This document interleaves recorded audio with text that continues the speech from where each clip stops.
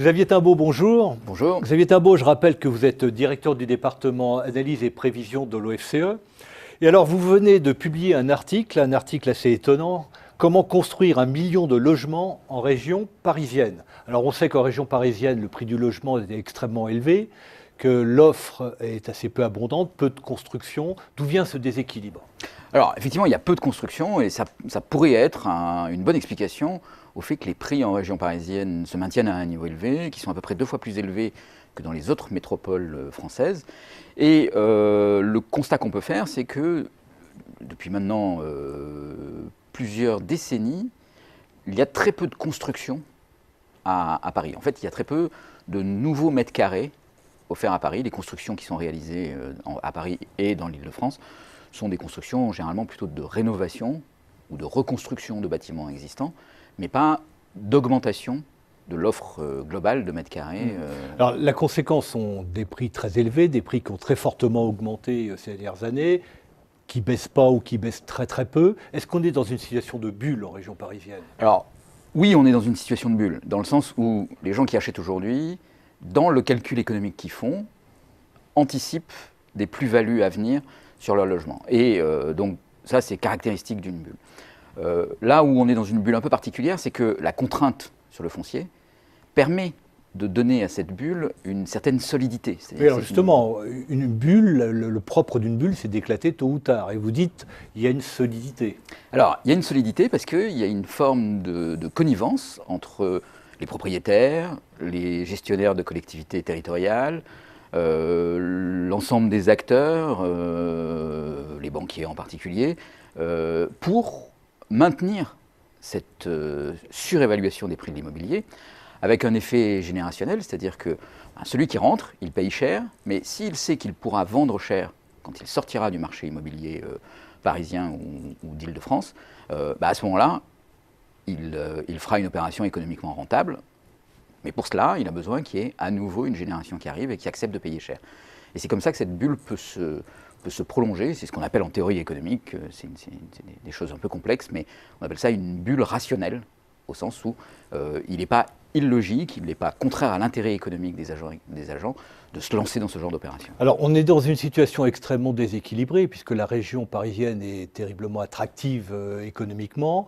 On a une offre qui ne suit pas la demande. Comment sortir de cette situation? Alors, pour sortir de cette situation, l'idée, c'est justement de pouvoir d'abord profiter des effets d'agglomération, parce que si Paris est attractif, c'est parce qu'il y a plein de gens qui s'y agglomèrent et qui, en étant les uns sur les autres, les uns avec les autres, sont à la fois plus productifs, plus créatifs et plus ouverts sur le reste du monde. C'est un aspect important. Donc, aujourd'hui, en limitant le nombre de mètres carrés construits, probablement on limite les gains que l'on aurait à l'effet d'agglomération.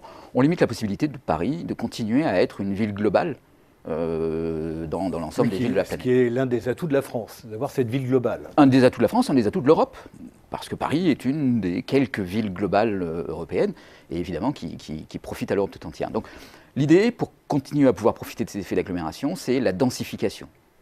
Alors la densification, c'est un processus... Il y a une vraie rareté du foncier en région parisienne? Il y a une véritable rareté du foncier en région parisienne, en particulier plus on s'approche du centre de Paris, donc évidemment Paris intramuros, mais aussi la première couronne, où là le foncier est rare.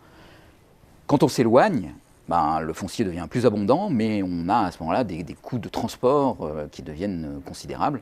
Donc la solution, c'est la densification. Alors qu'est-ce qui s'oppose à cette densification? Alors j'imagine pas dans Paris intramuros, où vous pensez à la première couronne. Oui, parce que Paris intramuros est déjà assez dense en regard des comparaisons internationales, par exemple. Mais par contre, la première couronne présente une densité plus faible et qui pourrait être largement augmentée. La densité dans la première couronne, elle est à peu près le tiers de la densité Paris intramuros. Qu'est-ce qui s'oppose à ça? Il y a d'abord l'intérêt des propriétaires. Ils ont intérêt, d'une certaine façon, à maintenir la rareté, puisque ça soutient le prix de leurs biens. Il y a l'intérêt des gestionnaires des collectivités locales, qui, eux, quand ils font des opérations de densification, d'abord apportent des nouvelles populations, qui ne vont pas forcément voter pour eux. Ensuite, ils créent des mécontents, parce que la densification, c'est plus de population, donc c'est des problèmes de voisinage, c'est des problèmes de saturation des services publics. Donc densifier, c'est contre-productif politiquement et c'est un frein important. Très probablement. Et c'est en tout cas une stratégie qui est souvent directement exprimée comme cela. Il ne faut pas augmenter la population, parce qu'augmenter la population, c'est compromettre les équilibres politiques et sociaux à l'intérieur d'une commune. Donc, alors, densifier, ça veut dire construire plus en hauteur. Alors, comment peut-on s'y prendre compte tenu de ces freins de la part des propriétaires, de la part des collectivités locales? Donc, densifier, ça veut dire construire en hauteur. En fait, ça veut dire faire une opération qui consisterait à détruire l'existant, des bâtiments, disons, principalement de faible hauteur, 1, 2, 3 étages, et les remplacer par des bâtiments plus élevés, des bâtiments entre 4 et 6 étages.